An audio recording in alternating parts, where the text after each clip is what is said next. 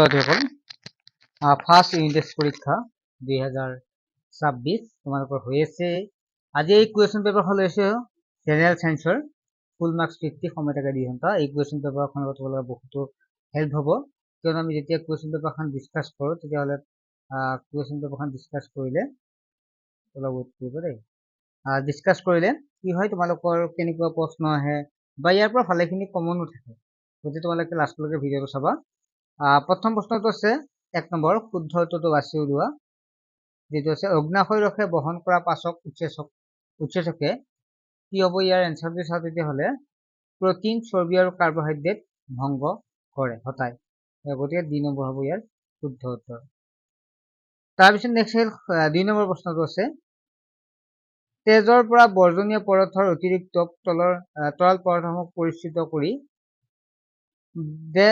বাহিৰ কৰি দিয়াৰ বাবে মানৱ শৰীৰত থকা অংগটোৰ নাম কি? সেইটো হৈছে বৃক্ক। বৃক্কই কি কৰে? তেজ বা বৰ্জনীয় পদাৰ্থবিলাক কি কৰে? আমাৰ মানৱ শৰীৰৰ পৰা বাহিৰ কৰি দিয়ে, ঠিক আছে। গতিকে তাক কি বুলি কয়? বৃক্ক বা কিডনী বুলি কোৱা হয়।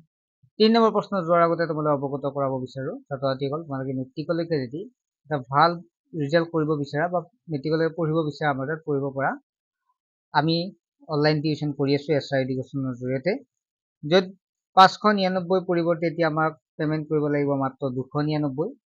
বহু ছাত্ৰ-ছাত্ৰীৰ ৰিকুৱেষ্ট ক্ৰমে আমি পেমেন্টটো কমাই দিছো, কেৱল আজি আৰু কালিৰ বাবেহে এই অফাৰ উপলব্ধ। যদি আজি বা কালিৰ ভিতৰত কৰে তেতিয়াহ'লে 299 পেমেন্ট কৰিলে হ'ল, আৰু তাৰ পিছত যদি কৰে তেতিয়াহ'লে কৰিব লাগিব আপোনালোকে 999 টকা বছৰেকীয়া।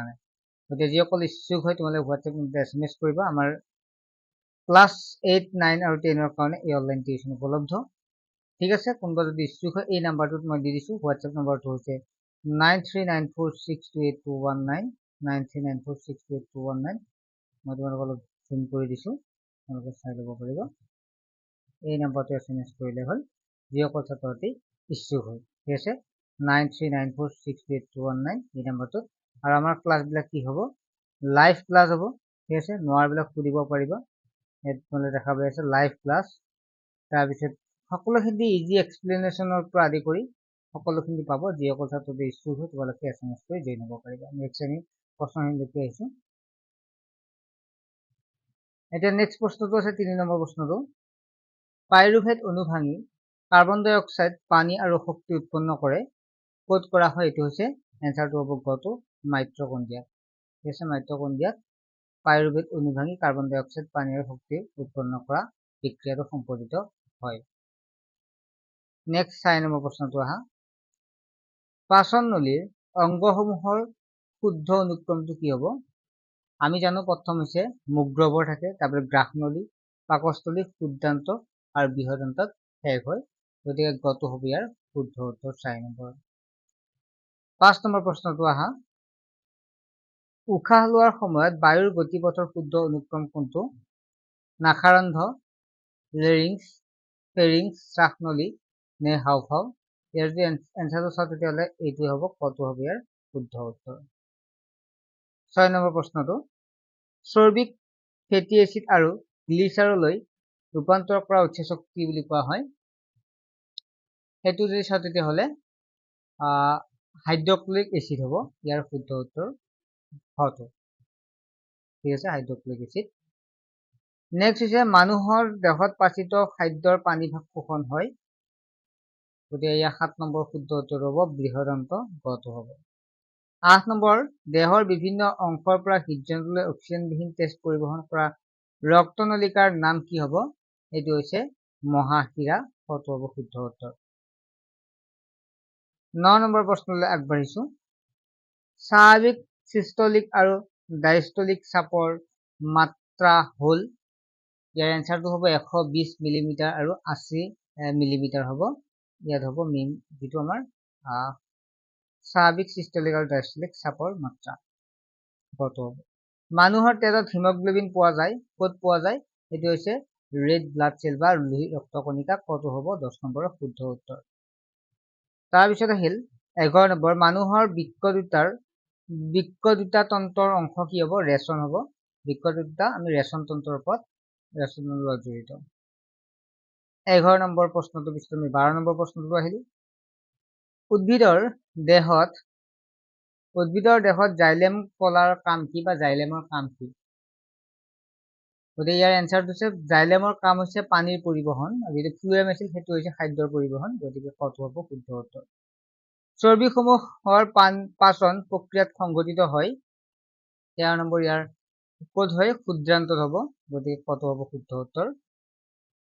আগ্ৰাৰ দুৰ্গ বেৰত থকা দাপোনত দূৰৰ সুউচ্চ অট্টালিকা বা সমাধিপূৰ্ণ দৈৰ্ঘ্যৰ প্ৰতিবিম্ব দেখিবলৈ পোৱা যায়। ইয়াত ব্যৱহাৰ কৰা দাপোনটোৰ নাম কি? ইয়াত দাপোন অৱতল দাপোন হ'ব ইয়াৰ শুদ্ধ উত্তৰ। 14 নম্বৰ কটো। 15 নম্বৰৰ প্ৰশ্নটো আহা, উত্তল দাপোনৰ ভাঁজকেন্দ্ৰ দাপোনখনৰ ফালে সন্মুখৰ ফালে থাকে, পিছফালে থাকে, মাজৰ ফালে থাকে নে ওপৰৰ ফালে থাকে? গতিকে 15 নম্বৰ প্ৰশ্নটো শুদ্ধ উত্তৰ হৈছে ইয়াৰ সন্মুখৰ ফালে থাকে। কি হৈছে প্ৰশ্ন মই আকৌ বলছো, দাপোনৰ ভাঁজকেন্দ্ৰ যে উত্তল দাপোনৰ ভাঁজকেন্দ্ৰ দাপোনখনৰ ফালে থাকে, সন্মুখৰ ফালে। উত্তল দাপোন বুলি ক'লে তোমালোকে এইখন হৈছে অৱতল দাপোন, এইখন উত্তল দাপোন, গতিকে কি হ'ব? দাপোনৰ কোনফালে থাকে? দাপোনখনৰ পিছফালে থাকে, কটো হ'ব ইয়াৰ শুদ্ধ উত্তৰ 15 নম্বৰ।